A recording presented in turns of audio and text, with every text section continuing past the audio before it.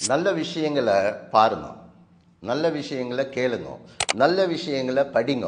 நீங்கள் இந்த நல்ல விஷயங்களை நீங்கள் என்னெல்லாம் நீங்கள் பார்த்தீங்களோ, கேட்டீங்களோ, நீங்கள் அனுபவிச்சீங்களோ, அது யார் உங்களுக்கு ரொம்ப க்ளோஸாக இருக்காங்களோ அவங்கக்கிட்ட நீங்கள் அந்த நல்ல விஷயங்களை உங்களோட டிஸ்கஷனில் வந்துட்டு அப்படின்னா டிஸ்கஷன் பாயிண்ட்டாக வந்துட்டு அப்படின்னா இருக்கணும்.